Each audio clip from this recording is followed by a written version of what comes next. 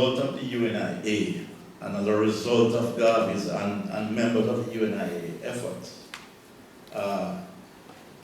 if you know about the history of Kenyatta and Nkrumah and other leaders in the movements against colonialism in Africa, you would have, including the ANC, you would have seen the enormous influence of the UNIA and of Garvey. One of the functions of Pan-Africanism, Black nationalism and Ethiopianism is in providing group identity amongst blacks who are either located in societies structured by a dominant white community or are significantly impinged upon by the ideology of white supremacy, according to Michael. And one thing to note about this book is that the author is very concerned, absolutely concerned, with the issue of identity, with the issue of an African diaspora-centered philosophy. Because it is the basis of these two things that will allow the shaping of agency, the shaping of the way African people respond to their circumstances. So he was very clear on that for then, but he's also very clear on that for now. And that is one of the importance of the book. So the issue of the development and sovereignty, be in charge of your own destiny. The author is very clear on that, and he articulated that in his book. And so the issue that what we call in philosophy, epistemology, study of the nature of being, study of identity, that raises the question, who am I? And issues like know thyself and to thyself be true are issues that Michael raised and discussed in this book.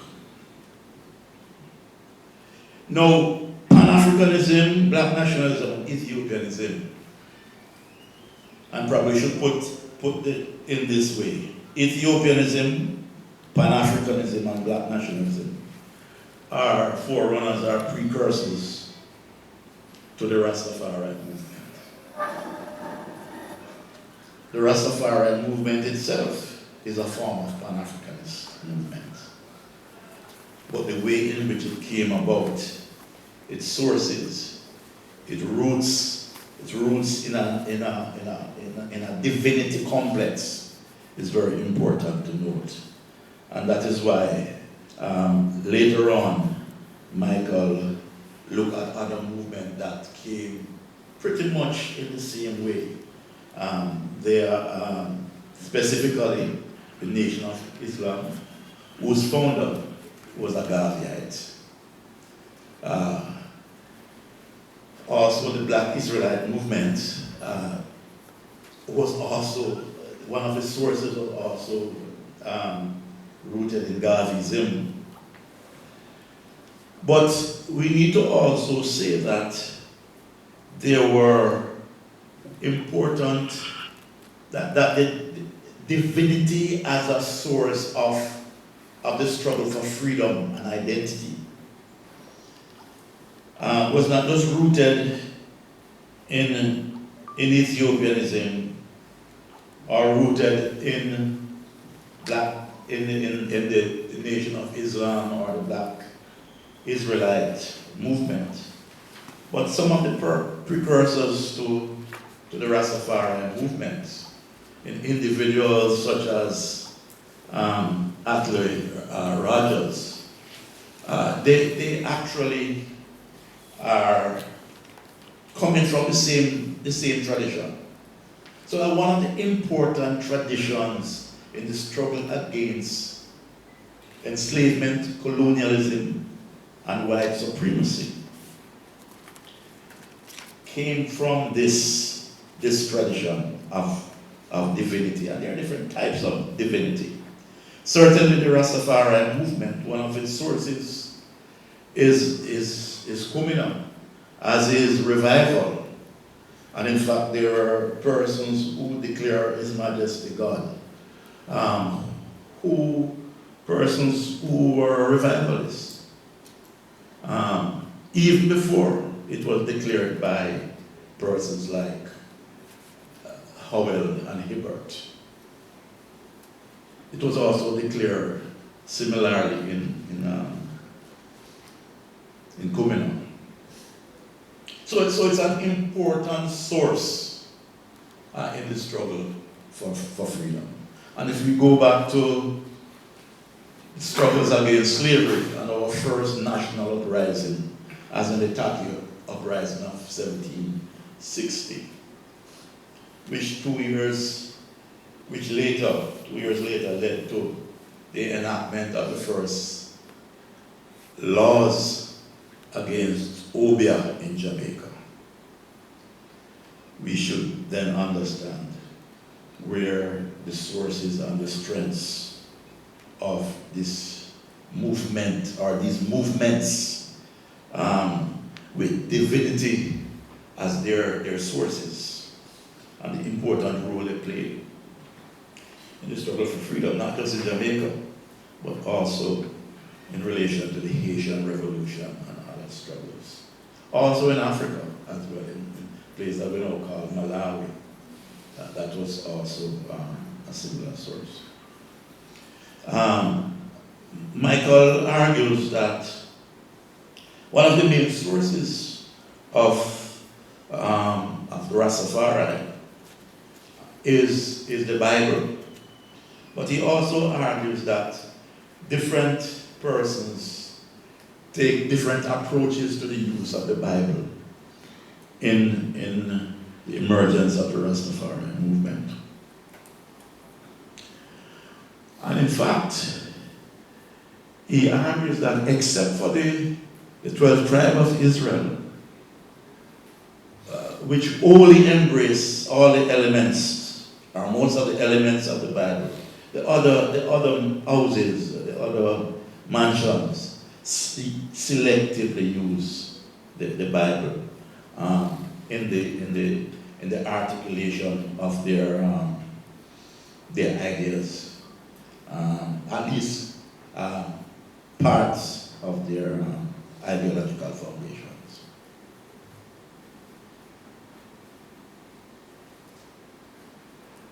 And I don't want to go into that, but for example, the 12th tribe of Israel argues, for example, that His Majesty, like Christ, have human limitations, and therefore it is a way in which His Majesty is viewed. There are other groups who would view His Majesty differently. By the way, I also know of some Rastafari, we can call them of the fringes, who actually burn the Bible. There is this tendency in Rastafari, and it is important to note that as well. There's that tendency who actually burned the Bible. One of the important things in this book is that Michael identifies in Rastafari history, in this historiography of Rastafari, he actually constructs a number of what he calls epochs, different periods in the movement. The earliest, number one, the earliest period, 1930 to 1938. It's the period of the first generation of Rastafari. It's a period in which Rastafari emerged with Rastafari emerged with Joseph Hebert, Heinz, Dunkley, Howell. Who am I missing? Am I missing someone? Right. Well, that was it. That was the first period of the movement. And by the way, these founding members, they have different tendencies. There are different tendencies around. And in fact, Michael makes an observation. He argues that that Archibald Dunkley, his use of the Bible was in its totality. He actually read it through and through. But not only read it through and through, because many Rastafari have read the Bible through and through, and will give many people a run for their money with respect to it. But in terms of the Bible becoming the theological foundation of where Archibald Dunkley was going down. This one? Okay, all right. Okay, good. Okay, so led Michael to argue that that the 12 tribe that Dunkley, Archibald Dunkley, he would argue that Archibald Dunkley is the forerunner of what is called the 12 tribe of Israel today. Right? And one thing about the book is that from time to time, in the history, looking at the history, Michael would point out important issues in relation to one house in relation to the other in terms of comparing them. Okay, so the second period is from so the first period is what, 1930 to 1940. 1948. And then the second one is 1940 to 1968, the second period. In this period, it's a period in which you have a second generation of Rastafari emerging. People like Bongo Watto, Martin Oplano, and so on. We would have to also put Brother Sam in that period as well. In this period, we also have the emergence of different houses and mansions. Although from the beginning, you could say that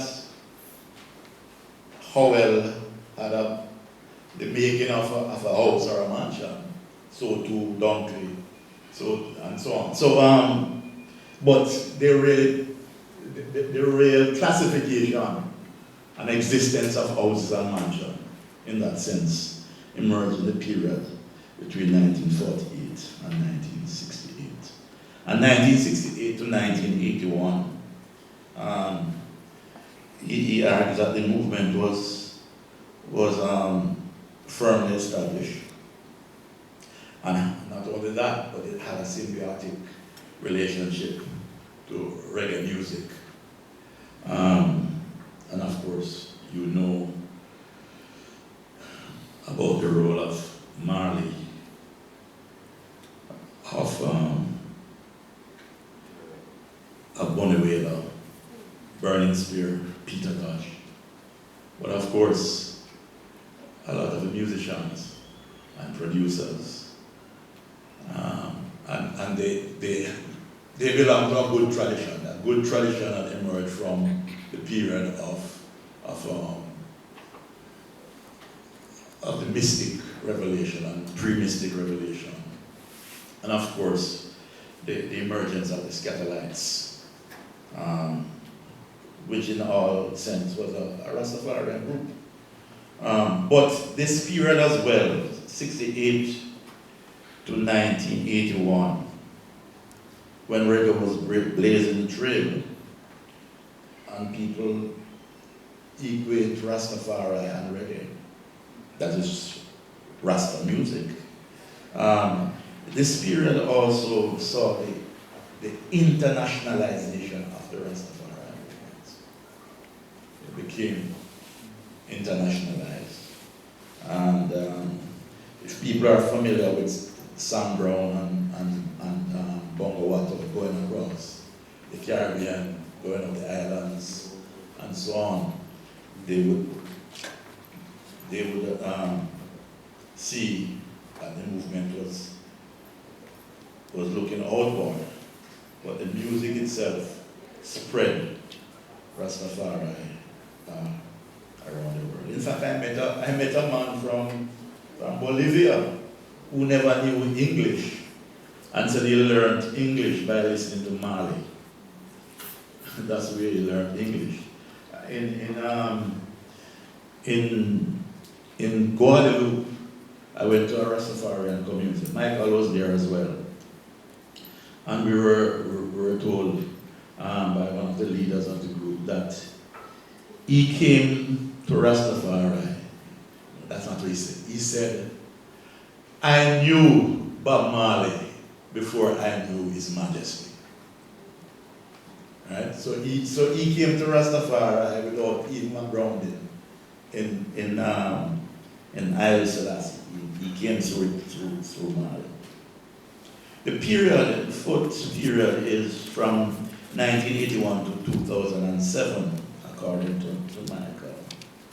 And he argues that Rastafari waning influence on reggae took root as a whole. Not only that during that period you find that most of the leaders who were, generally speaking, charismatic leaders, and most of them passed by then. And then the other period will be 2007 to the present time. In this period of the millennium,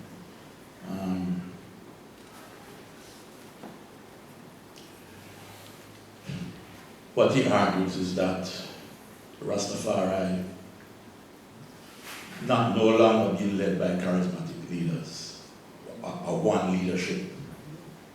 Like you know Bongo Watto, Ayabingi.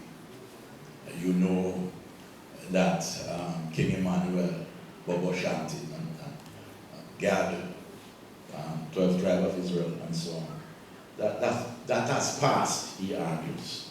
And that they are being replaced by councils, by collective leadership, really, by what he calls councils. And so this is where we are. All right, so from the early period to this time, the Rastafarian movement became internationalized, spread across the world. And so if we look at the title, Rastafari, Caribbean and North American Perspective, well, Michael is a Caribbean man. He was in Britain, but he went to the United States. He lectured in the United States as well.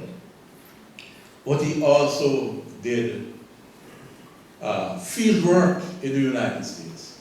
And as a result of the field work in the United States, that one can begin to see why the title is Caribbean and North American Perspectives.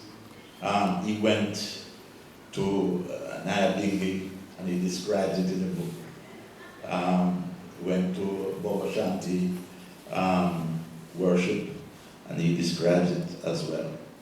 He interviews a number of persons, including white Rastas, right? And it has implications for the last part of the book, the last chapter in this book. The Rastafari movement in its beginning, and in a lot of its utterances, and in a lot of its rituals, one could argue to be a patriarchal movement. But of course, that is no longer the case, because of a number of things, because of the role of women in the movement, but because of the role of some men in the movement, steering it away from that era. By the way, both in revival and Rastafari, because in revival, it's more lenient to women in terms of leadership, in terms of initiatives, and so on, rituals. Although in the revival, men are also possessed by female spirits. I don't know how the Rastafari would take that. That would be burned out. In fact, Rastafari in the 1940s, in the period of Watto and so on, they started to burn out what they consider to be this type of spirituality, which actually saved the movement in the 1930s. Actually, if you do the research, actually saved the movement in the 1940s, but then started to burn out the thing. And it was the women then and now who are at the center of the spirituality, the sources of Rastafari that sprung from revival and Kumina and so on. It is the women who are still strongest in that period, in that area. And the men, while the men are, they would love me, demand them. Right? while they burn out that. I have actually been at some bingies and see women begin to get off. And they say, take that out of here. go ahead. But we must understand though the importance of African Caribbean spiritually in the Jamaican context for the emergence of Rastafari, and also giving it some elements of its identity. But also, people like Atle Rogers and Valentine Peterson, people like those, more come from the tradition, not just of Ethiopianism, which is also in Rastafari, also in Ghanism, but also some of the more African Caribbean spiritual roots. Right? And these are some of the people who are precursors to the Rastafari movement. And even today, in revival, because there's also a relationship between revival and Rastafari. I know we're finding some revival, men and women wear long dreadlocks. Men wear long beards. And you could not distinguish them from Rastafari. And some of the chants in Rastafari, that Rastafari got from revival, revival now reoriented those chants for its own purpose. Right? That's one. Secondly, is that old-time divinity that I spoke about earlier. You can still find it in revival, especially the older persons, especially women in revival. So, for example, on her 100th birthday anniversary, the year of her 100th birthday, I spoke to her in December, in the March, and in the December would be her 100th birthday anniversary. She said some things to me that the same thing that Peterson, Valentine Peterson, the same thing that he was saying in the 1920s. This revival woman in turn of 100 years. She was saying some of the same thing to me that I read Peterson saying in his Royal Black Scroll of Black Supremacy. Now, let us look at the final chapter, reflections on the current status of Rastafari. I think it should be noted that Michael's book, all the chapter prior to that, chapters prior, was for the conclusion chapter. What is the movement today? How relevant it is? And what are some of its conclusions? Well, one is that an important part of the solution for the current status of Rastafari is theological and philosophical. Two, in relation to the problems in Rastafari, some of the problematic that he identifies in Rastafari, is that Rastafari lost its radical, anti-colonial, and African-centered struggle for identity and for development. He cites people so that the Rastafaris have become watered down. Two, that he speaks to the appropriation of Rastafari symbols and even identities by people outside of the movement. LGBT God with a red book. Right. So there's something it's not all, I will contend that it's not all negative. Trump God with a hard time. Huh? But we know, for example, that capitalism has packaged Che Guevara into something else. I mean, there's a long history of that happening. The commercialization of movements that stood for freedom and identity and so on. And these are some of the things he's trying to articulate in this chapter. So, the appropriation of Rastafari, the crass commercialization of the movement, and therefore I'll ask a question, and maybe you want to speak to it later. Question is, to what extent the appropriation of Rastafari and crass commercialization led to the rise of a tendency in what we call the Millennium Council?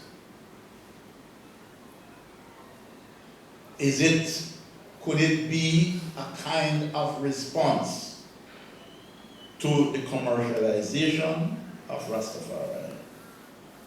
This crass commercialization and the appropriation of other symbols and signs of Rastafari that partially, or to some extent, gave rise to a tendency in the Millennium Council towards a centralized form of extremism. A centralized form of extremism that is rooted to some extent in badmanism, in disrespectfulness, and irrationality. To what extent that you think that this contributes to it? In other words, we're talking about people who look up on the sons, say, of who grew up in the heat, in Pinnacle, and disrespect them outrightly, and always want to bring violence to them. Right? That's why I'm asking Michael too. Right? So to what extent is that the case? Right? Because in the book, I'm not sure that they're linked, but in the book, there is a critique of, or critical criticism of that tendency in the Millennium Council. And to suggest that it is not helping Rastafari in relation to the moral complex that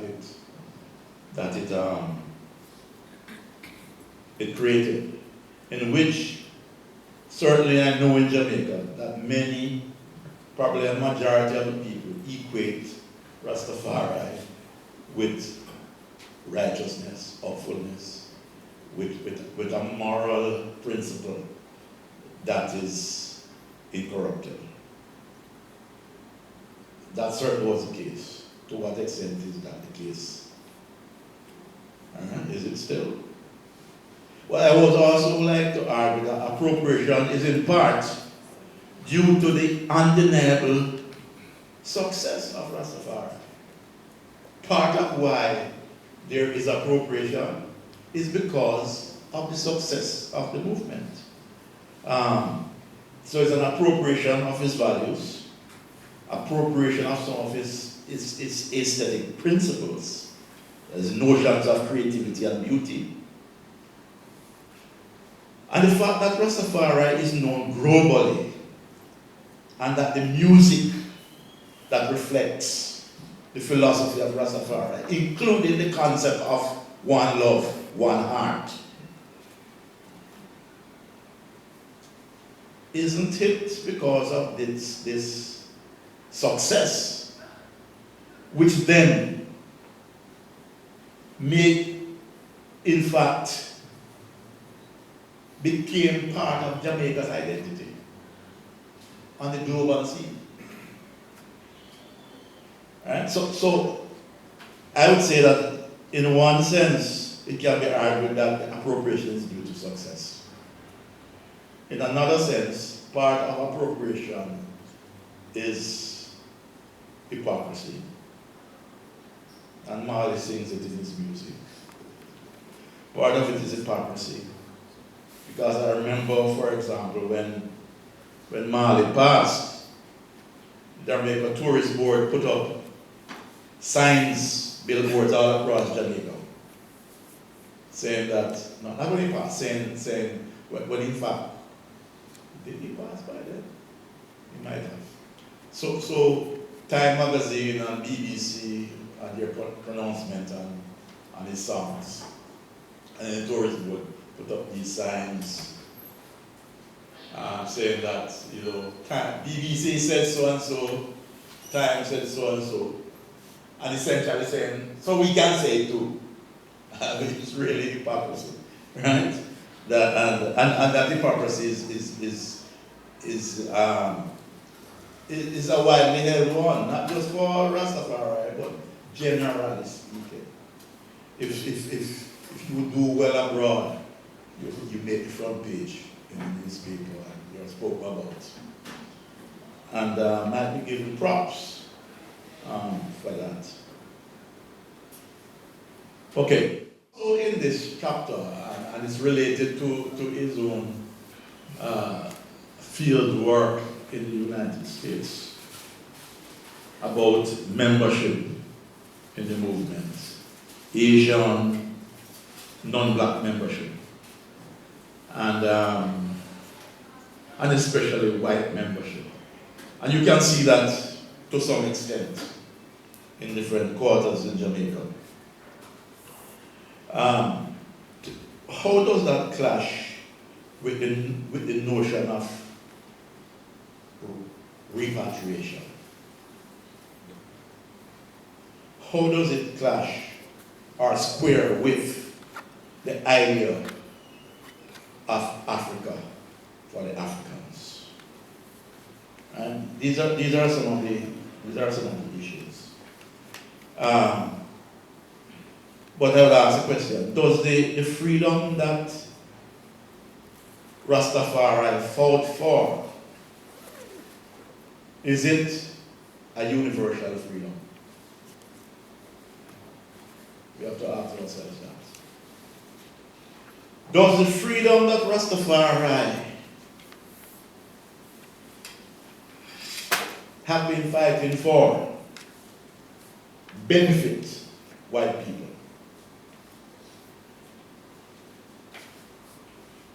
Do white people need to be free from white supremacy for their own sake and for the sake of the world, including the world of black people? These are some issues that we have to look at in relation to different persons into Rastafari. We do know that in this international movement, whether in Poland or Russia, United States, in Asia, we know that there are persons from different racial and ethnic groups who stretch out their hands to Rastafari. How should they be treated in this world of Rastafari? And what is this world of Rastafari? What is it wanting for the world, for the globe? All right? So I would say, in closing, that this little book here, you remember Marley said, this little song here, in one of his interviews, when Marley talked about reggae going around the world.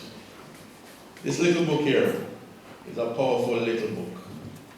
And I heard you're over there, to buy copies of it. They're based on Michael's long years of interaction with the movement. I thank you.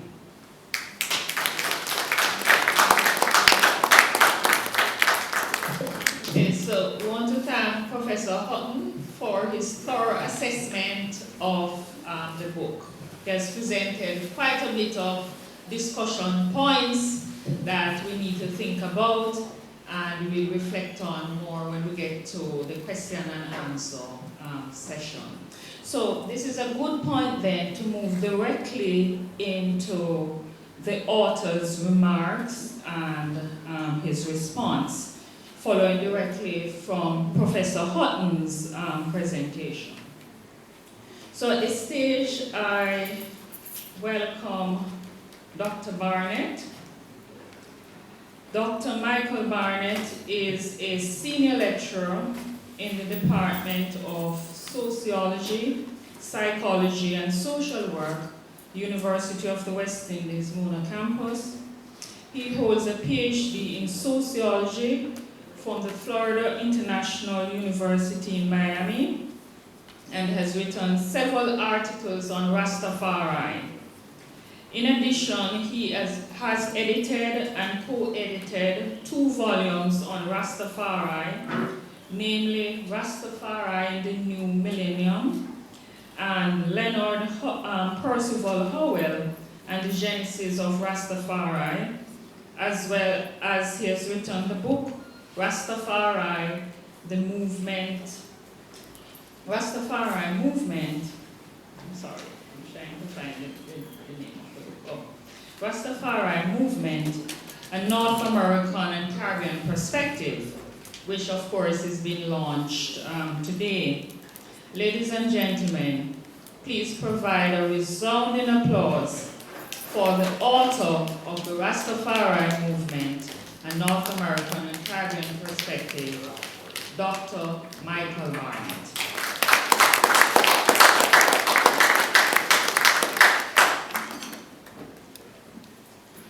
Thank you, Suzette, and I want to give thanks to everybody who came out and on a drizzly, rainy Friday evening. I know it's probably not the best time for a lot of people, but thank you for making the effort to come out, and it's well appreciated by me. And I'm happy that this book is being launched, but I must also thank the bookstore, the bookshop, particularly Miss Sylvia Jones, and other staff members who actually encouraged me to launch the book. They said this you need to have a launch for it, because they've had it actually for a few months, the book, the Rastafari movement. So I am very, I must behold them, and I must give my gratitude that they encouraged me to launch the book. Also, I want to thank my department, those members of the department who are here. Big ups to Moji, Dr. Anderson, and also for the support and the rest of you as well. Dr. Bampicol, too many people to mention, but give thanks. Now, Clinton raised a lot of issues in his presentation, and I'm not sure if I can really address all of them, but I will try and address some key points, which I think are very, very important and pertinent at this point in time, the Rastafari movement. Let me say the book is not just historical perspective on Rastafari, but also tries to give a contemporary perspective of where the movement is now and dispel some of the misconceptions about Rastafari, because there are a lot of misconceptions. And people say, oh, Rastafari are vegetarian, all Rastafari believe this and that. No, it's a very heterogeneous, meaning multifaceted movement with different mansions. And there are differences between the mansions. Just like in Christianity, you have different denominations, and there are differences amongst the denominations. People need to, I think, appreciate those nuances. Now, there are commonalities. All Rastafari see Haile Selassie as divine in one shape or form. Haile Selassie the first. All Rastafari are very concerned and with repatriation. They see repatriation as important. That's also an important glue that binds them together. The conception, the divine conception, though, there are some theological differences, just to name a few. Now, there are three, I would say, primary mansions which I focus on, and they are the major mansions of Rastafari. The 12 tribes of Israel, which Brother Jerry Small is very familiar with. Give thanks here, Jerry. You have the Baba Shanti, otherwise known as the Ethiopia Africa Black International Congress. Baba Shanti wrapped their head in turban and have been popularized by many of the contemporary reggae artists like Capleton and Sizzler and so forth, have actually popularized the Baba Shanti. But they have a particular take in terms of their theological conception. And then you have Nyabingi, which is considered the most orthodox mansion of Rastafari by many people. But let's look at Baba Shanti, for instance. In Baba Shanti, King Emmanuel, or Prince Charles Edwards, as some people will refer to him, he was the founder of Baba Shanti, which was founded in 1958, by the way. So they celebrate 60 years. And Baba Shanti see King Emmanuel, their founder, as one of the divine members of a divine tribune. Their trinity, the divine trinity for Baba Shanti is King Emmanuel, Marcus Garvey, and Haile Selassie. So all three are divine entities for Baba Shanti. So that is why Baba Shanti greeting would be Holy Emmanuel I, King Selassie I. So Emmanuel I comes in the greeting because he has a special place for Baba Shanti. Now you wouldn't get that greeting from Nyabingi, or 12 tribe of Israel, right? Because the focus is slightly different. 12 tribe, see Haile Selassie as key, as important, as divine, but in fact, there's an interesting split, which is not often talked about in the conception of the divinity of Haile Selassie, the 12 tribe, because Gadman, Prophet Gad, who founded the movement, in a very interesting declaration, 1997, said that, we come to see Haile Selassie now as not the second coming of Christ, which was the original teaching, and Haile Selassie was the second coming, but as the comforter, as the bridge between the first coming of Christ and the second. So we said that we see the second coming has not come as yet, that we still await the second coming, but Haile Selassie is the comforter, he is the bridge. So there was, and so a lot of the membership said, okay, this is the new interpretation, theological interpretation, and we hold to that. But some other 12 tribes have actually resisted that and said, no, we see him as the second coming, as Christ in the flesh. So there is an argument that Christ, that Haile Selassie, represents the spirit of Christ, the personality of Christ, but is not the Christ himself. So, there's these theological nuances which I try to detail in the book. Nyabingi see Haile Selassie is representing the entire Trinity. Being, the divine, the Father, the Son, and the Holy Spirit, or the Holy Ghost, call him what you want. The key thing is, though, that we have these theological differences which I want to make clear, so that we don't, when people generalize about the movement, Rasta believe this and that is too much of a generalization. 12 tribes are not vegetarian by and large. I mean, some are, but you have a choice. Some 12 tribes do eat chicken, some eat beef, some eat oxtail, and so forth. The one taboo I say is pork. Pork is taboo. No, none of the mansions condone the eating of pork. But but if you go as far as say Rasta are vegan and so forth, that's a generalization. Some are vegan and so forth. And in fact, some people would say some are high tal or ital, some are low tal, depending, but there's a spectrum, So, I just want, people to be discerning about that. So I talk about that in the book. As Clinton said, I've looked at the historical trajectory of the movement, and I've made the observation that even when the movement started, that you had various leaders, the first generation leaders, which had their own particular take in terms of the teachings of Rastafari. So a follower of Leonard Howell would have a different perspective than a follower of Joseph Hibbert. Hibbert was seen as Masonic in his own way, and the truth is that he did introduce some of the ancient Ethiopian Masonic, teachings, because there is Masonry from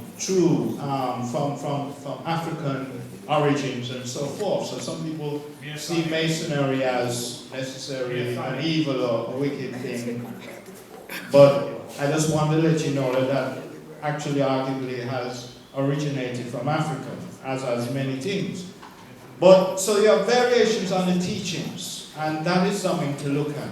So from the very start then, the emergence of the movement in the 30s with the first generation leaders, you would have the different followers would have their slightly different perspective depending on who the founder is, who is the leader. The leader has a bearing on the orientation of the followers, and so forth. So that when we get to the second generation of Rastafari now, that is where the major mansions become crystallized, because we have the emergence of the Bongo Watto, otherwise known as Ras Bonaji, of the Youth Black Faith movement, who that house, the Youth Black Faith movement, actually evolves into what we call the Nyabingi House now. But the Nyabingi House comes from Bongo Watto. And ironically, this was a generation of Rasta, the second generation, as Clinton hinted at, but out a lot of the teachings of the first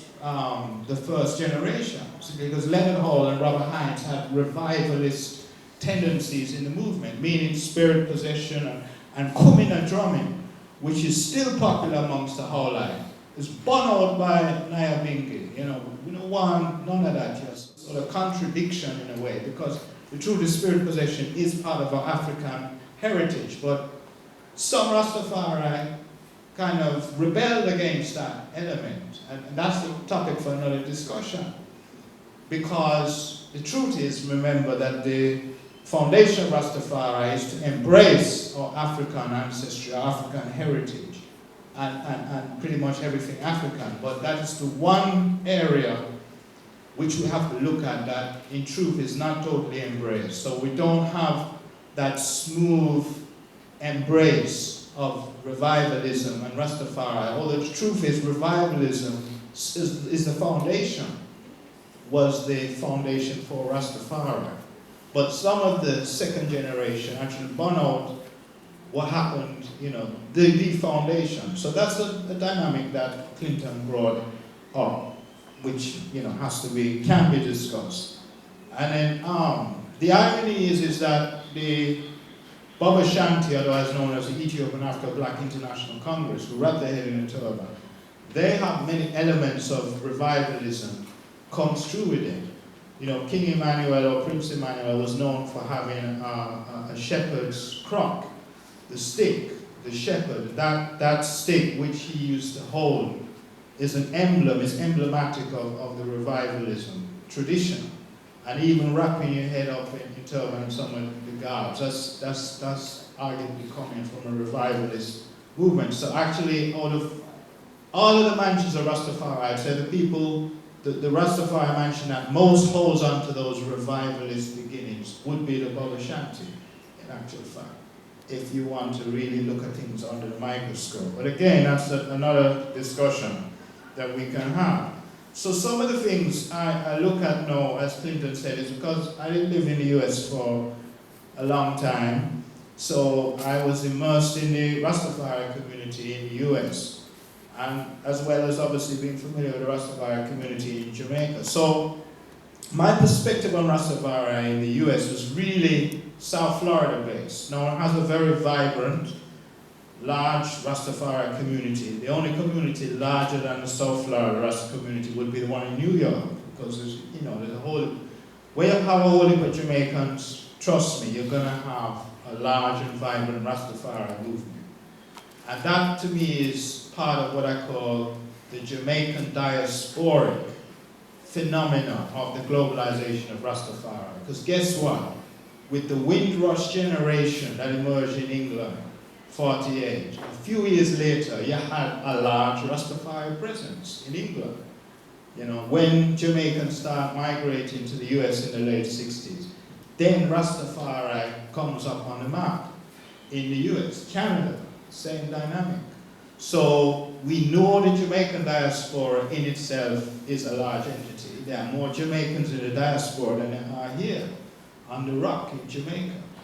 Guess what? So you have many different types of avenues of globalization of the movement, and I speak about that also in one of the chapters, that you have what I call the Jamaican diasporic phenomena, that just the migration of Jamaicans leads to Rastafari communities being installed in and around the globe. Then you have, reggae music plays a role in globalizing Rastafari. We know Bob Marley had a great deal of influence. Peter Tosh has a great deal of influence, on the continent of Africa and further afield. Rastafari comes to Brazil and New Zealand by and large through the reggae music and so forth. So we have to take that into consideration. Also, we have the missions of Rastafari, because Bongo Watto, one of the things he did, he was a traveler. He was a tireless traveler around the region in the Caribbean. So a lot of ways in which Nyabingi especially spread itself around the globe was because he would travel with an entourage of Nyabingi and spread the word of Nyabingi. So they went to England, they go to Barbados and to Trinidad and so forth in the 70s, spreading Rastafari out there. Because interestingly enough, up until the early 70s, Rastafari was Jamaica-centric. It was just here in Jamaica. One of the things that strikes me is when I look at the recordings of Haile Selassie's visit to the Caribbean, which is in the 60s, right? We see that Rastafari is very much here in Jamaica in 66 when he tours on the Caribbean. But if you look at his visit to Trinidad, you don't see any Rastafari. You won't see any Rastafari in Barbados or Haiti because it hadn't globalized at that point. So globalization is another area which I try to look at. Another area which I consider is gender dynamics within Rastafari, because Rasta has been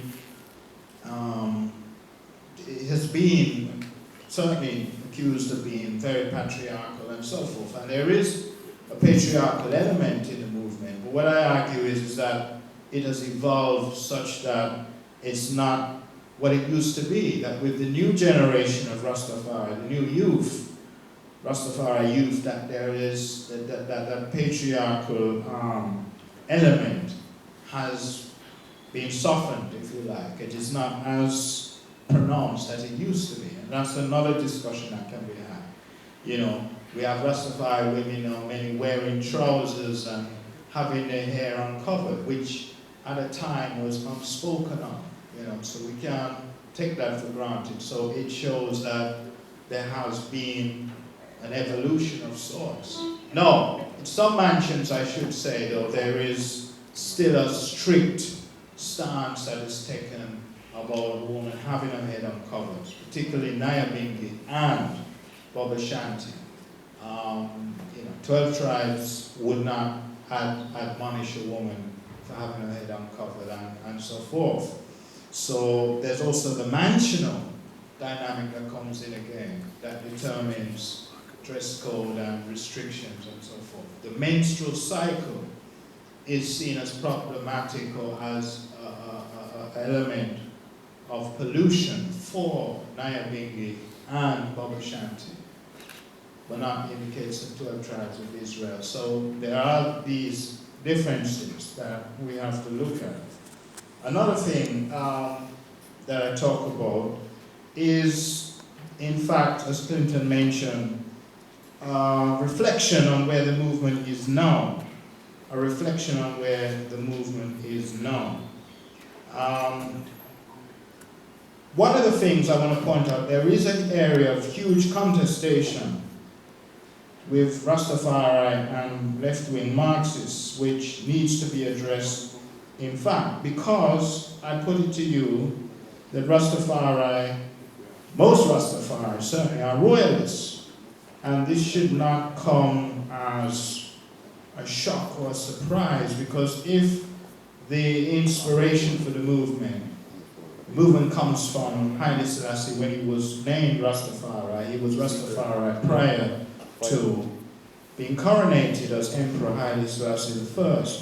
So Haile Selassie is venerated by all Rastafari adherents, but to different extents. His kingship is what also is celebrated, because Haile Selassie is seen to be the descendant of King Solomon and Queen Sheba, of that union. And the reality is that Ethiopians, native Ethiopians, have written about this ancestry, this dynasty, what people call the Solomonic dynasty. And in actual fact, I have to tell you myself, the truth of the matter is, I am a royalist.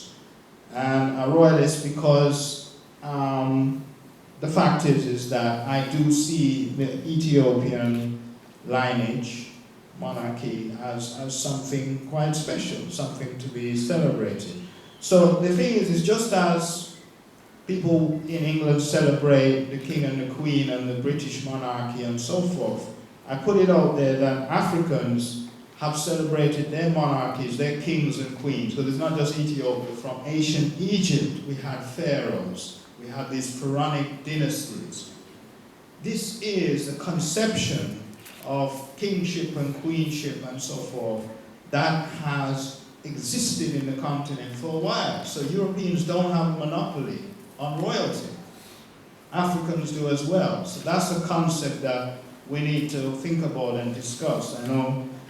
So when obviously Mengistu, with that Marxist regime, so-called Marxist regime, because although they were pronouncing Marxism, I don't think they really practiced it. But when they overthrew Haile Selassie in 74, okay, obviously, where Marxists may have seen that as a good thing, Rastafari didn't see that as a good thing. And right now, it's Rastafari who are championing, by and large, for the restoration of the Ethiopian monarchy. And I will tell you unequivocally that I think it's a good thing if the Ethiopian monarchy is restored. As a constitutional monarchy, not, I'm not saying as a, lorded over type of monarchy. And it's no accident, actual fact, I should tell you that one of the personalities on the book cover is Prince Amias, who is one of the grandsons of Haile Selassie and is presently the president of the Ethiopian Crown Council. So you might say, oh, this brother in the suit looks a little out of place. Well, he's dressed as he is because he's a prince, Ethiopian prince, and he sees himself as an Ethiopian prince, and he makes no bones. I'm part of the Solomonic dynasty and so forth. All right, so that's another thing that's up for discussion.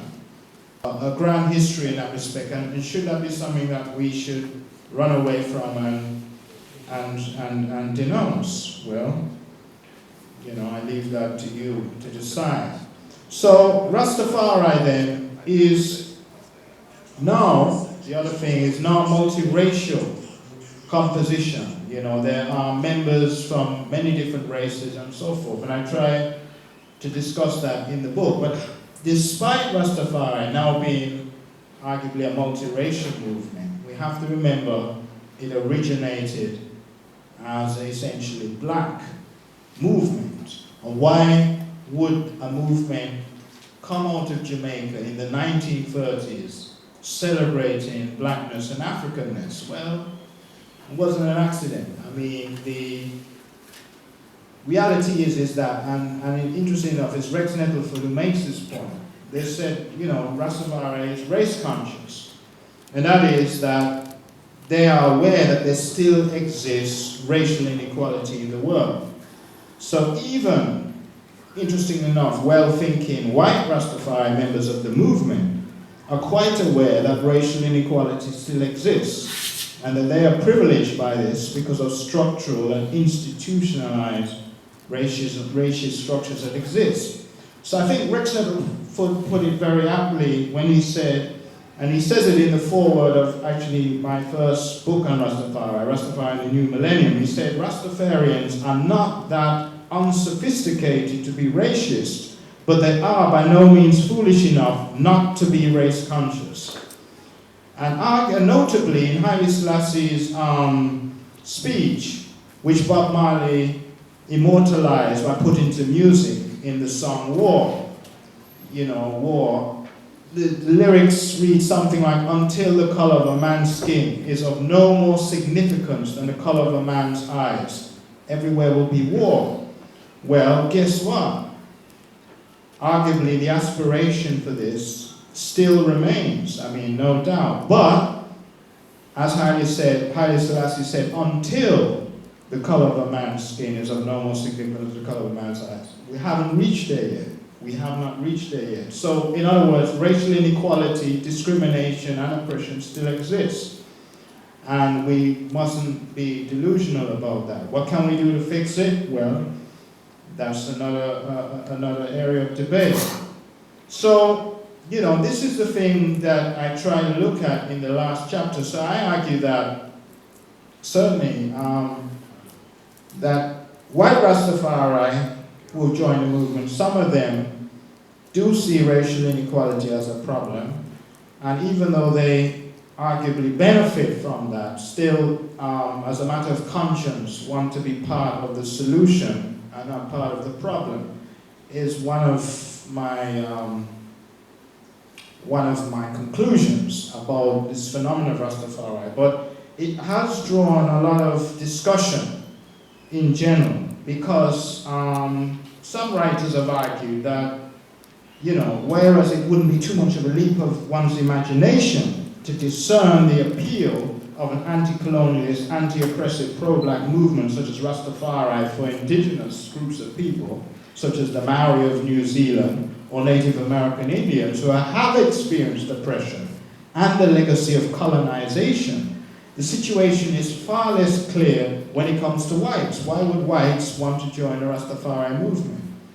Well, that question has been asked, and one of the things that actually, and I must give credit to a student called Leanne Mulder, because she also did some work on white Rastafari, is that it's found that white Rastafari, by and large, are in agreement with black Rastafari concerning the fundamental conception of Babylon. That is, that there exists in the world today a global hegemonic system which is white supremacist, racist, capitalist, imperialistic, neoliberal, exploitative, and fundamentally oppressive. And I guess if you internalize that perspective or that worldview, then you are going to be sympathetic, if nothing else, to Rastafari. And the argument is, as I've said before, is that even if you're not impacted adversely by such a system, you would reap, arguably, psychological benefits of knowing that you yourself are not complicit in the propagation of such a system. And I would say that's the general appeal for Rastafari in terms of white Rastafari. Now, the degree to which all of the ideologies are embraced differ.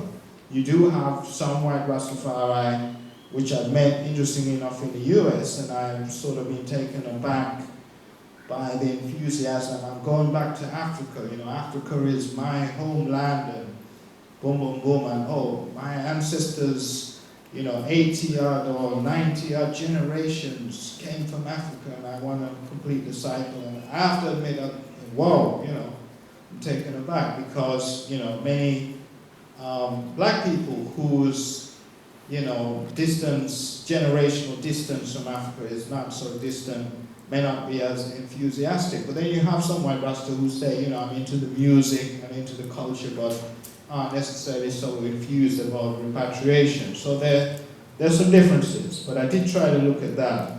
The other thing, and the last thing I'm going to talk about, is the umbrella organizations in Rastafari, because we have several attempts at trying to bring all the mansions together under one banner with one message, and get a sense of representation with one voice.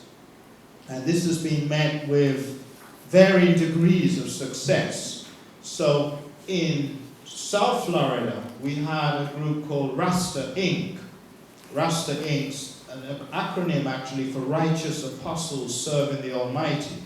If you look at that, it's Rasta. And this was a great initiative, I thought, started about 1998.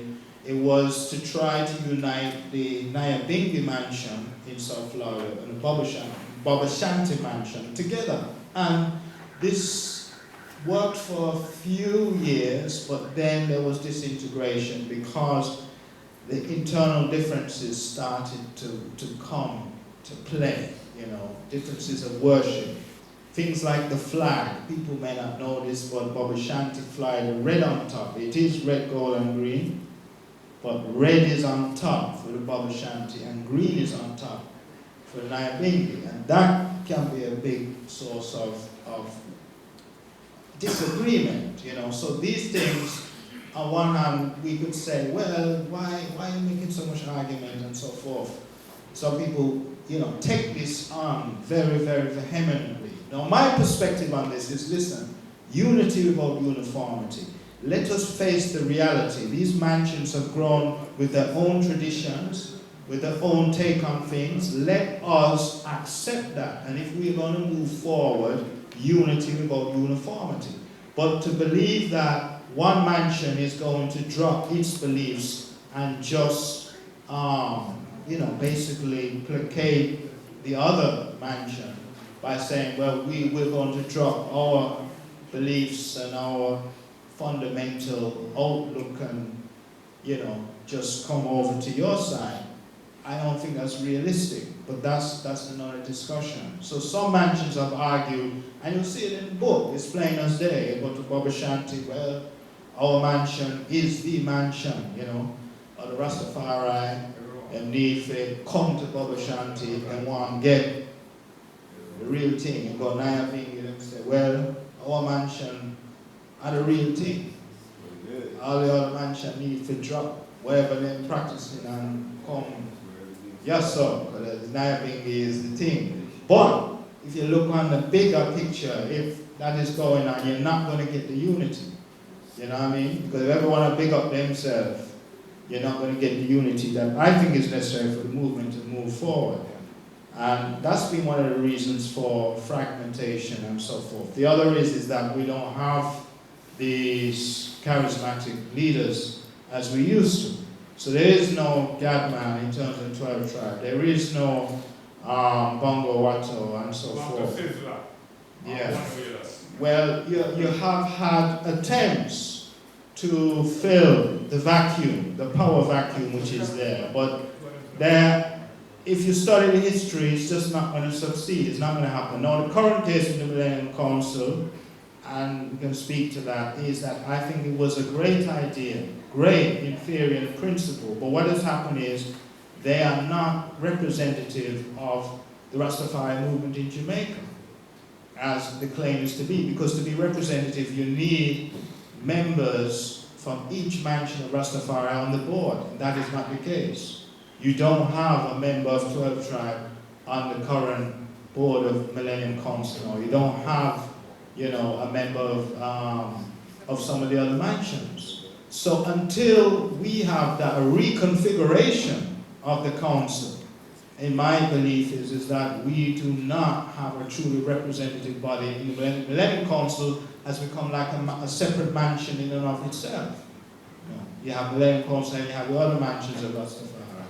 But you cannot, if you want to represent the entire movement, you must have a council that consists of each representative, each house, if you want to be representative. It's as simple as that, the way I see it. So, without further ado, I give thanks. And thank you, Suzette. I want to big up Suzette, who she offered her, her gift for organization and for moderating, in terms of moderating, because some of you may have noticed that, and it's subtle, but we try not to divide too much. She's from the Department of Government, not from my department, but sometimes we do move across the boundaries. All right. So thank you, Suzette. So I leave it to you to continue with the program. Thanks. Thank you, Dr. Barnett. Reggae music is not an easy little thing. Them days there was 1-track recording, 2-track recording, 4-track recording, 16-track recording, and 24-track. It's not like now when you have 40 tracks to work with. And that's why no artist outsell Bob Marley or no. But Bob always rehearse before we go in the studio. And anytime you see him done them song there, him go home and listen it. And he call back all the musicians and say, what you have to link back the rhythm there now. And he never leave percussion. For percussion is like seasoning. I am one of the first man where play a high smoke on a rhythm. Breakfast in bed with Lana Bennett. Yeah? I'm on the first one who whistle on a rhythm. The president can mash up the resident. You remember that show there? We chatting. The president can mash up the resident. And the whistling, I'm on do it on bongles and bingy bunny. Them days we usually create. If you're in the studio and you're asleep and a dry snore, you put the mic right in your mouth and put the snort on the table. And it eat. So, what happened yesterday, I don't like to see the government right now. Our world probably still alive, Why you see me? You're 75 not out this. What if I runs for me? We don't like the government just organize and get all of the money more alive to build this precious music, reggae music, and keep a big thing for them. That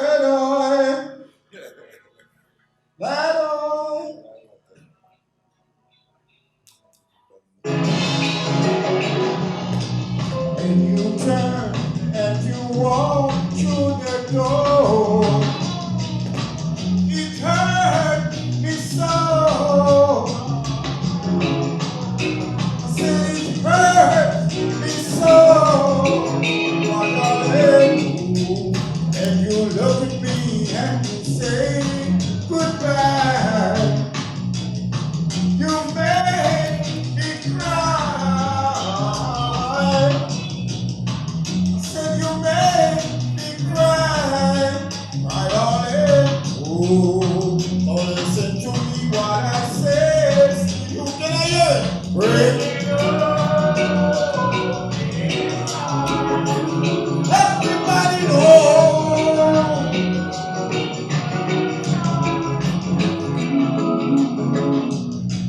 I cannot let you go, 'cause my love is so strong. My love is so strong.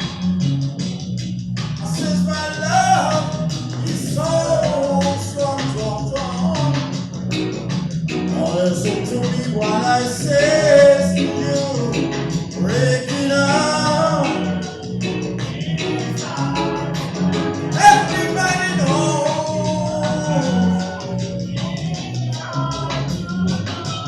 Looking at the whole wide world. Okay, cha-cha. Looking at the silver and gold. Looking at the ruby and diamond. Looking at all the pretty things in this whole wide world. But I never gonna be down. No matter what they do, I never gonna give you up. No matter what they say, oh no,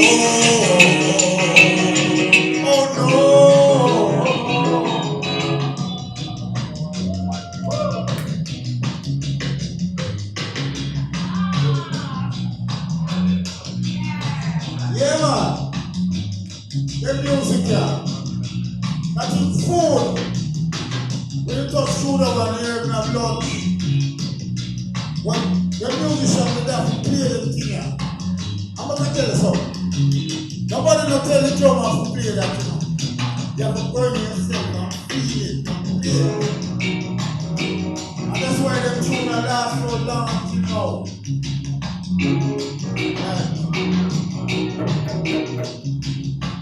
I like that one.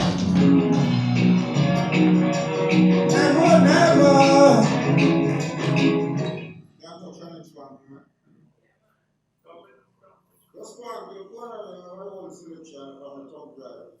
I may always walk with my band, you know. This is another song.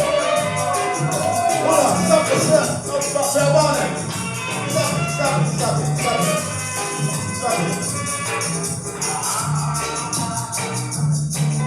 it, man. What's up? I want to tell you, I want to make you know what's happening. I want to hear history about this time.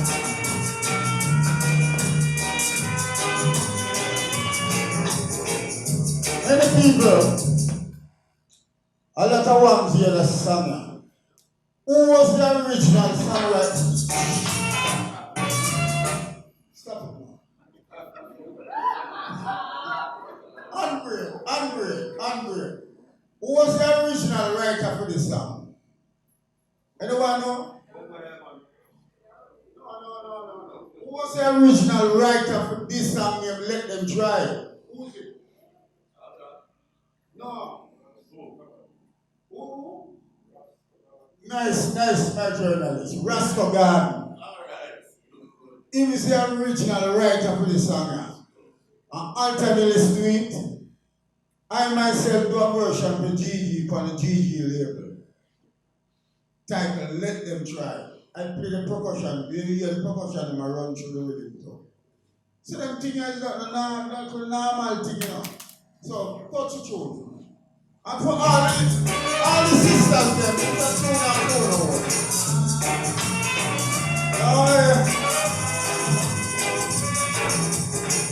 Don't leave how I love you.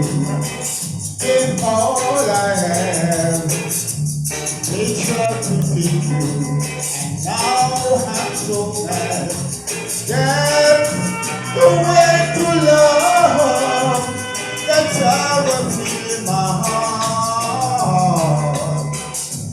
I get to say, oh, how I suffer, oh, how I cry. Gave up my pride to be by your side, and whoever take the love, take this love, really mine. I'll never say no other words, no other words. Gotta do. I do.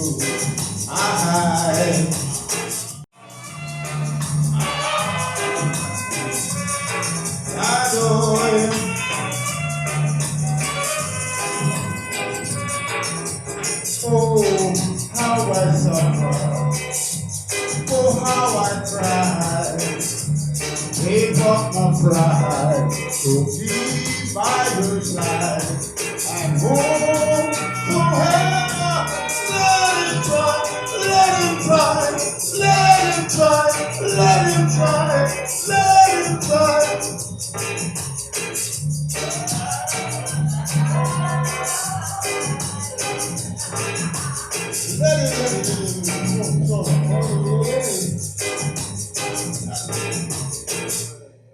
Ambassador Tita me come from out a train show. We ain't as on the whole away. We set the train. But people bypass me and go around the whole thing and the whole man. People who build the thing, man, give them a chance, man. They're still alive, you know. Touch a tune. Now this song, Harold Moody record this tune. Dennis Watts was the singer for it. I am do a version, I write a version called Cartoon Drifter.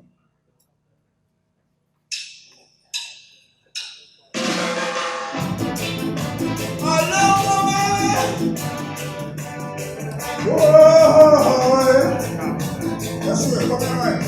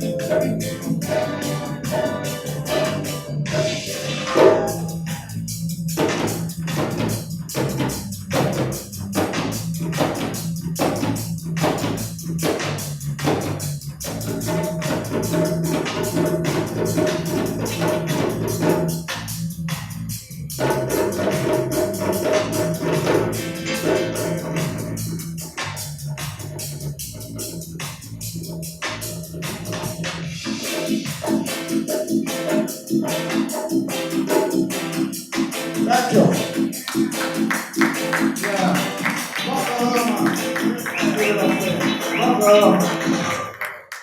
We'll take a photo, please.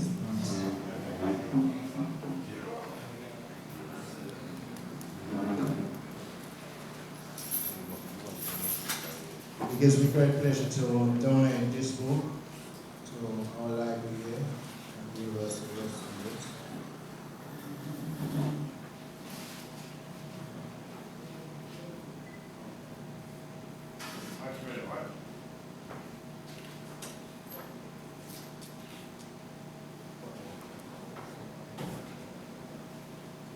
Right, the other book I'd like to donate is to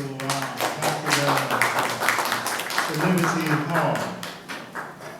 Liberty Hall, is there anyone from Liberty Hall? I'm on some of our library.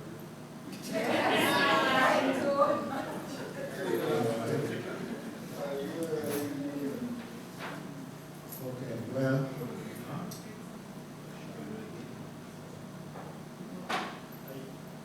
I was expecting somebody from Liberty Hall, so I don't see a representative. But, can give that to them at a later time.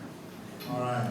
The other thing I want to do is to take the time out to introduce to you who is here. Is the photographer for the book, because we talked about the content of the book, but I also have a big up the photographer who I think did a great photo. Anyway, he seems to catch most people's eyes, and to be honest with you, obviously I broke one taboo, I think is obvious in terms of these scholarly books, but you know, that's me, I said, yeah, well, what the heck, it's a nice picture. That's that I'm on the front cover.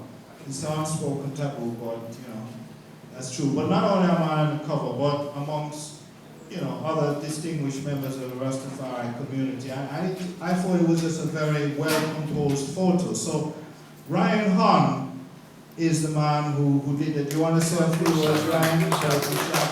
Well, yeah, might as well. I was there. Yeah. He's a good photographer and he's a videographer as well, you know, man of many hats. If you have a music video you want to do or anything like that, you know, I can tell you this is a man who can do it. Greetings, everyone.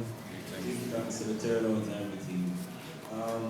Yeah, as far as the image goes, it was like we were leaving the venue at the time. We were at Bubba Hill, and you know, it was the last ceremony they were holding for Prince when he came out. So as soon as he got to the exit, started to speak, and you know, since Dr. Landry was there, we was saying a prayer, and everyone was standing, and I was like, yeah, that's a shot, you know? So I just snapped them real quick. You know, we just left and went about our business, but it was a nice shot when I looked at it. I really liked it, and I thought it was kind of iconic in our way because, you know, that's Bobo Hill, you know? Not a lot of people get to go to Bobo Hill and actually have an opportunity to photograph there, you know? So I brought some images I wanted to share with you guys, but I don't know if we have the time or I don't know how it might be. You know? But give thanks anyway. You know, powerful book. I'm sure it's going to be a great read for everyone. A lot of insight for everyone, you know, as far as the Rastafari mansions go. And, you know, just give thanks, you know? All right, thank you, Ryan. Thanks a lot. All right, so I'm going to give it over to Suzette to push for the audience response part of the program. Okay, thanks to Bunga Herman and to the photographer and for their presentations.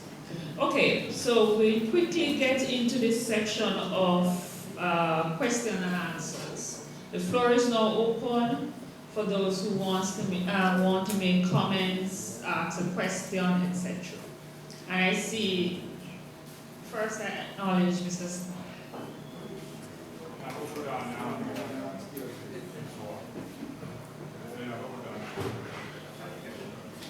Yes, Mike.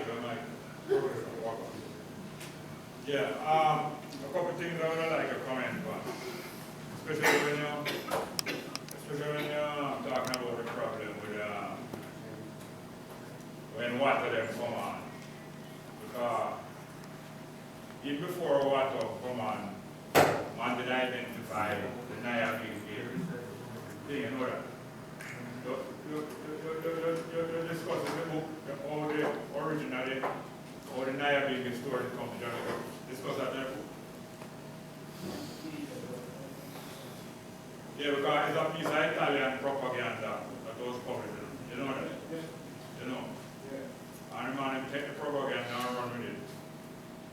The Italian then published in the paper 1930 and 35 and 1937. They published in a various publication that Haile Selassie crowned in Moscow.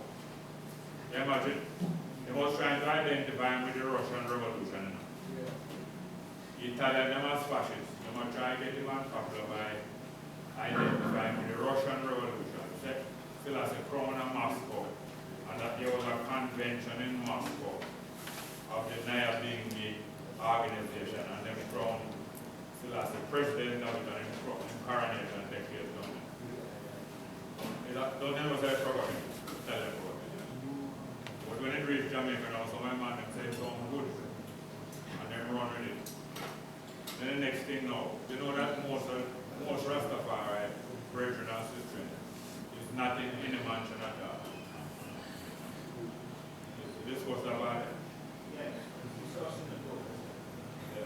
most Rastafari don't know mansion at all.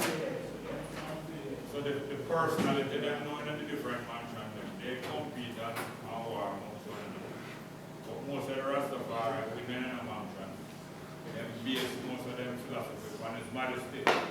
Most of them in the mansion, they know they base them things on them in the mansion. They become, most of them is a personality because they come right down. Because in 12 tribe never start as a personality, but they end up as one. So after a while, even his modesty wasn't even the most important person right here. So now, what about the development of the movement, in the 60s and 70s? I know most of the people were doing academic on the movement.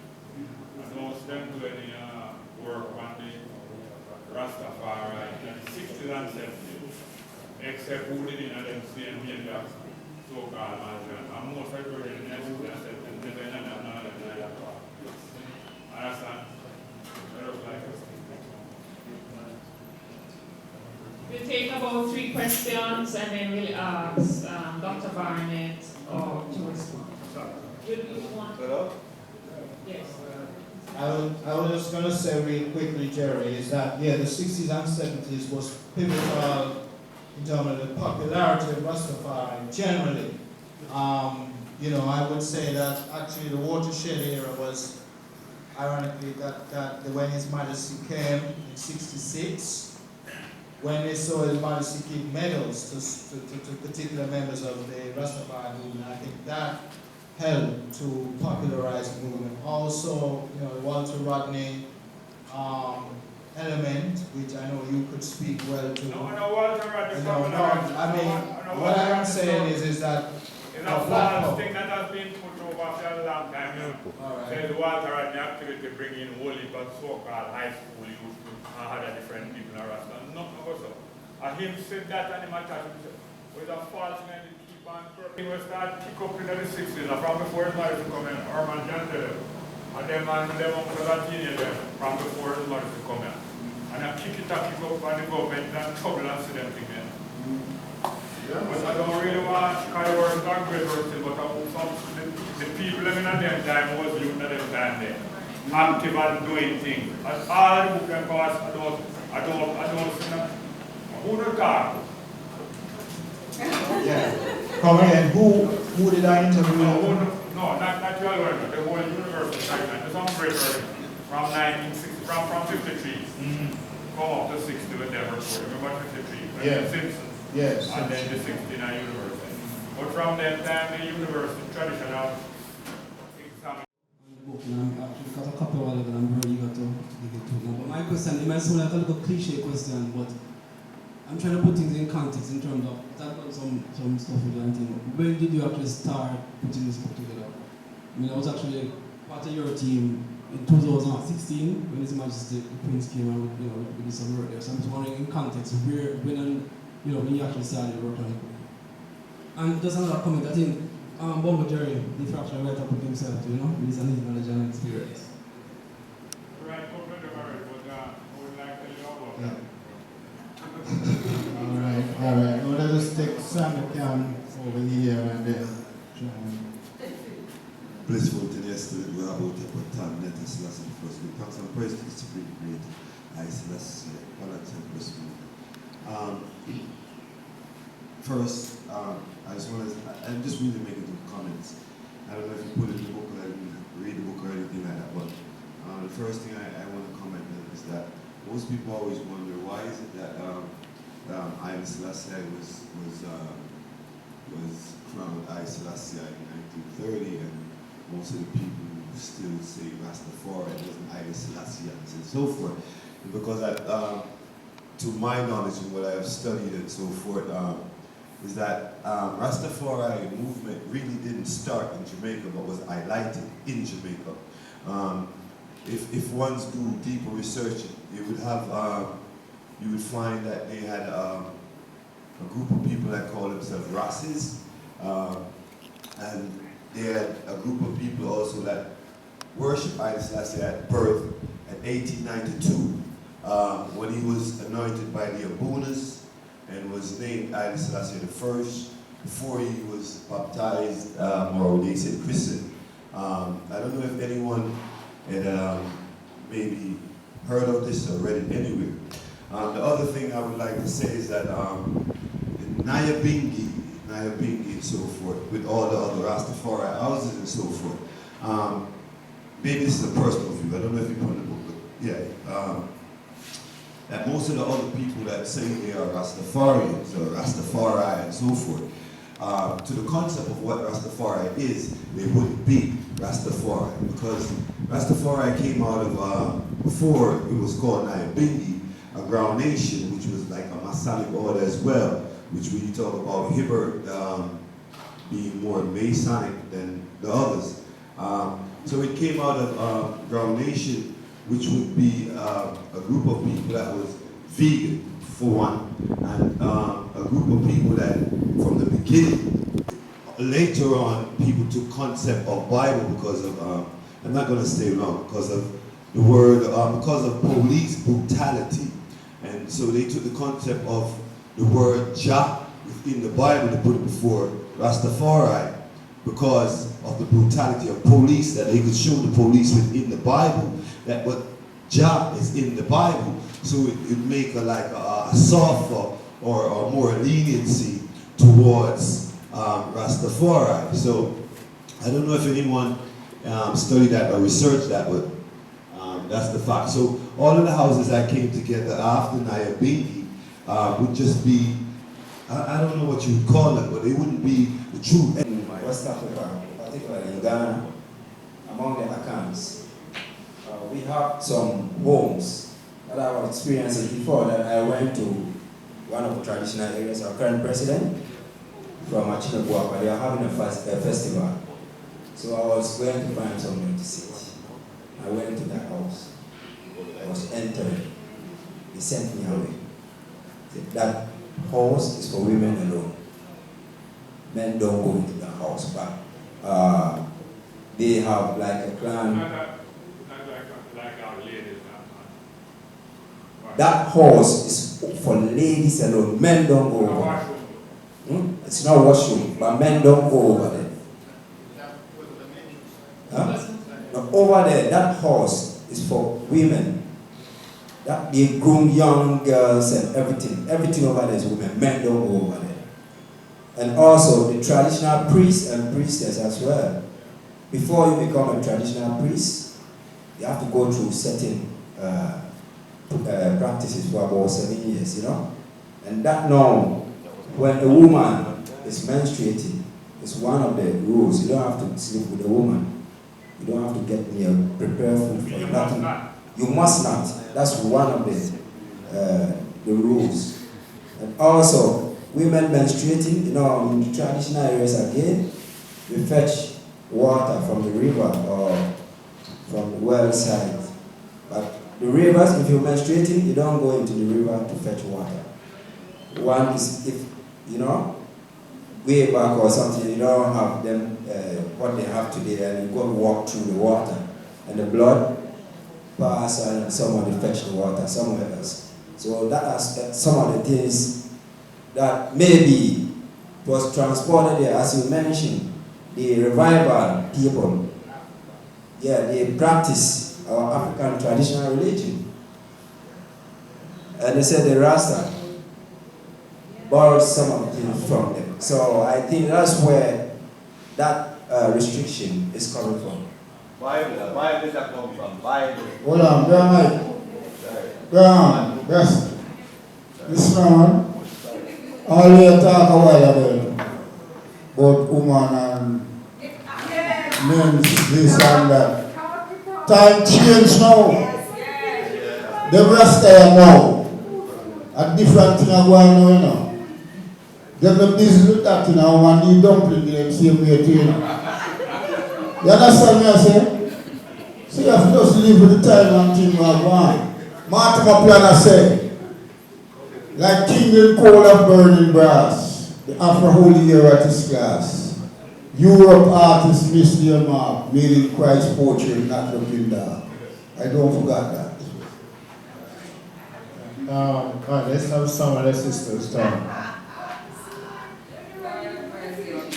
Alright, no matter touches, I pretty much want to say, good evening everyone.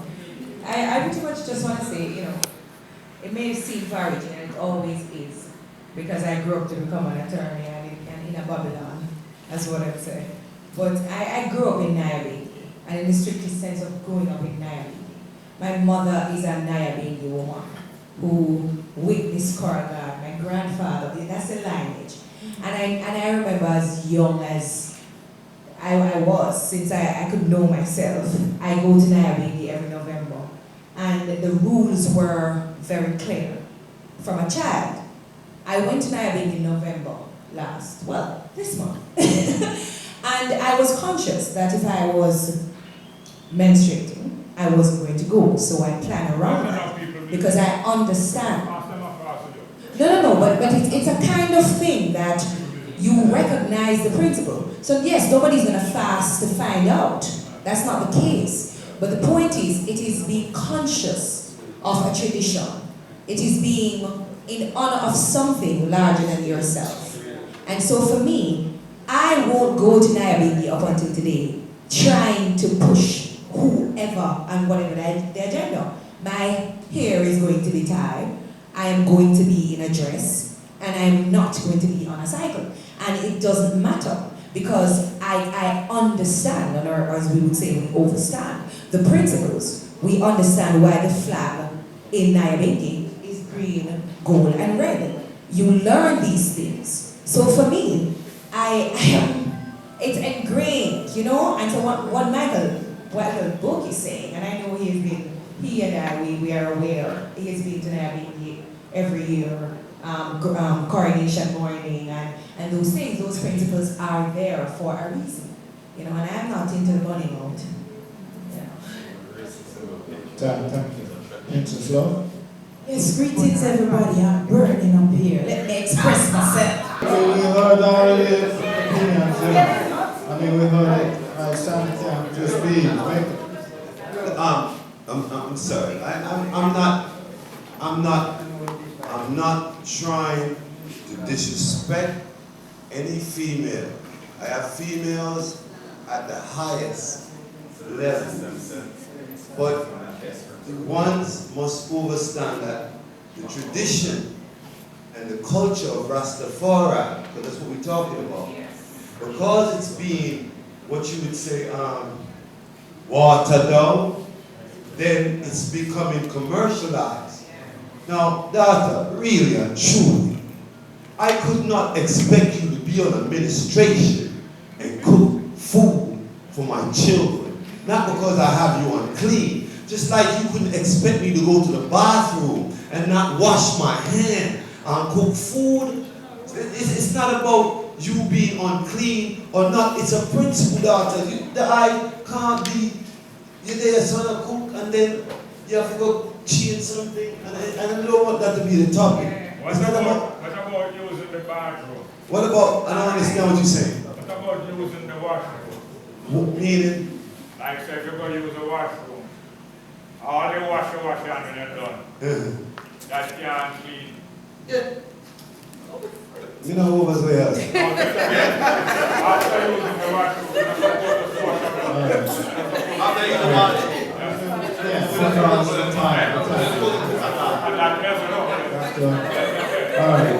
All right. So let me just say a couple of words to what I can reply to, but we're in wrap-up mode now.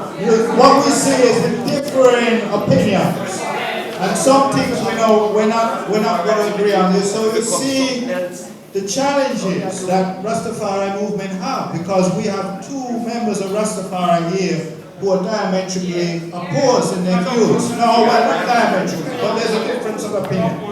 What I would say is this, though, real quick, Brother Kamal, the book was really from 2000. Actually, the information, the ethnographic field work, some of it dates back to 2000, some 98, because I was in the field and so forth. So it's been a journey.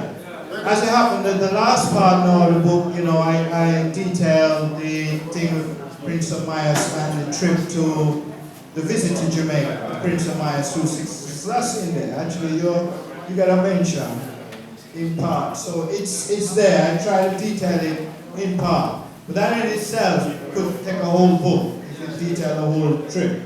So I hope that answers that question. The issue, and I'm getting some of the details, but by and large, the issue of the different mansions and which one represents black liberation as opposed to and who eats meat and who doesn't, that's another area of contestation. But what I can say is that the EAPIC, and Sandakan, this is really aimed at you, is the Ethiopian African Black International Congress would argue that they defend black liberation, African liberation just as much as Naya Bigby. The EABIC and them is vegetarian. So, the only thing is obviously is the flag is flown with the red on top and whatever.